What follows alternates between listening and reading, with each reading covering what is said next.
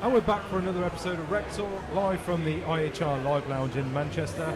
I've got Chris Bryce with me from the FCSA, and we're going to talk about the legislation changes that are coming in April 2026. That's right. And the impact of those on you as a talent acquisition team and or a recruitment business owner and or somebody who runs a payroll business, because there's some big changes happening. There are some very big changes. Yeah, they were announced in the budget last year, in October last year, and they're going to come into effect on April 26. Now, we don't know the precise detail yet because we haven't seen the legislation, but the thrust of it is to transfer the responsibility of the operation and liability of PAYE to the topmost business in the chain, whether that be the end hirer or if the end hirer is using an agency or a managed service provider, it would be the topmost managed service provider or agency in the chain.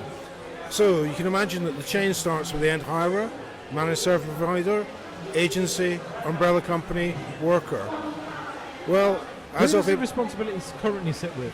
Currently, it sits absolutely with the umbrella company. So if the umbrella company is up to no good, HMRC will go for them. They're the ones that are involved in running the payroll and managing the payroll element of it.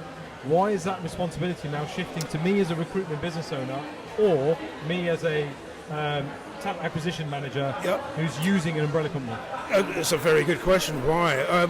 HMRC believe this is one way to sort out what we call the payroll pirates, that these guys will not be able to get away with diddling HMRC for tax money or diddling workers for some of their tax by shifting that liability up the chain.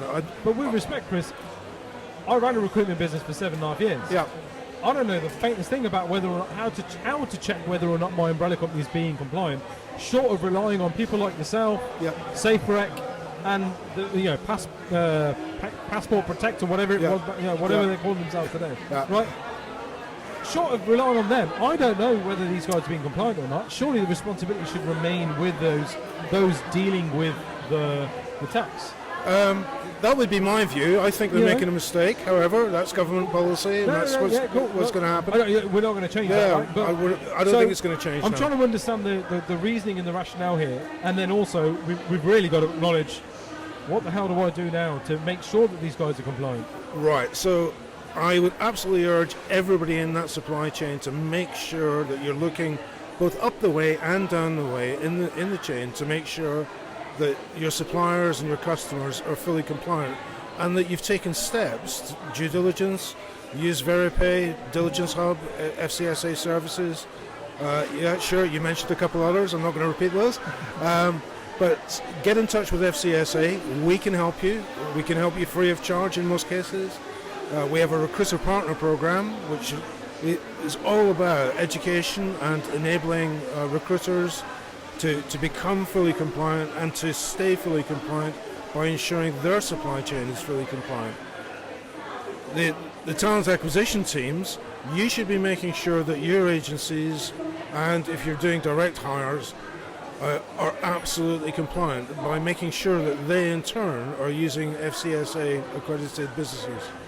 So it's not complicated, but it is time consuming, and with Diligence Hub, our new tool, we've tried to make it as easy as possible, and in many cases the use of these tools is absolutely free. So join us as a recruiter partner, you get access to these things for free. Okay, interesting. Right, tell us about, give us some examples, because there'll be people there going, I've heard about umbrella companies doing this, that and the other, and I don't really, what kind of money, what kind of level of fraud are we talking? Are we talking, for it's not just an A worker, right? But no, I may only have one temp through this agency or through this umbrella company, and if now their PAYE cock-up is now my responsibility, that might only be a couple of grand fine, right? Surely I can do that. Yeah, you can live with that. I'm paying devil's advocate. It would bring HMRC to your offices for a big inspection. Whether you want to pay for that, I don't know. Realistically, this is for organisations I mean, it applies to every single organisation, but it's realistically for organisations that make quite heavy use of temporary labour. Yeah, you've got a big Jaguar Land Rover in the Midlands. Yeah, absolutely. The majority of their staff are temporary workers. Yeah, so and you find this many where JLR is a good example. Loads and loads of temporary workers in the public service, National Health Service, social care. So it can really be a big deal. I'll give you an example. It's going through the courts, so I have to be very careful what I say, but HMRC have recently taken an umbrella company, which were not FCSA accredited, to court for paying individuals as if they were self-employed or limited company contractors, rather than paying PAYE. But it turns out that they were engaged initially as PAYE, and then the deal shifted, and the agencies and end users weren't told that the deal shifted. And the sum of money that HMRC are looking for in this case, I stress it's still in court, so it may not be resolved to HMRC's satisfaction. It was £120 million just in lost national insurance payments. So it's big bucks. And if that was to be moved up the supply chain to the end hirer, the talent acquisition teams are going to have to do some heavy explaining why they were using unaccredited suppliers. So in a scenario like that, we won't talk about that scenario in particular because obviously it's in court, but in a scenario like that where the talent acquisition team have done their due diligence and spoken to me as an agency and said, hey, are you using FCSA accredited agencies? Now I go, yeah, absolutely. We use Chris Boris Payroll Company. They're great, been in the game for years, got the stamps of approval, and excellent. Now, unbeknownst to me, so I run my payroll, I run my temps through you. Yep. I'm happy, my talent acquisition team's happy. I'm under the impression, the candidate's under the impression, and my client's under the impression that you're running everything correctly. And then you've got to move them outside of IR35 without telling me about it. How am I supposed to find that out? What are the measures in place for me to be able to know that you're not doing that? Well, in our case, if it was an accredited umbrella company that did that, we would know about it within days because and we would be going out to them saying, what the hell are you doing? So the peace of mind thing here for agencies and TA teams is an FCSA accreditation isn't just a one-time audit like an Ofsted. Once a year they come and go, cool. Yeah. You can have the stamp. You paid your fees. Off you go. Yeah. And then we never look at them again. This is an ongoing process. Yeah. That goes on. Yeah. I mean that's probably how it was maybe 5 years ago. It's maybe what the market still thinks happens at FCSA. Right? Yeah. Before my time. Yeah. I only joined 3 years ago. Absolutely. The checks are ongoing and they're random, and it would be really. I'm not saying it's impossible to fool us. But it would. Listen, where there's a will, there's a way, right? You'd have to make a concentrated effort, yeah.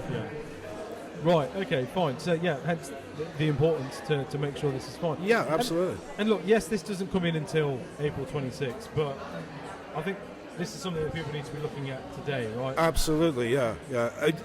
It's going to come in April 26th.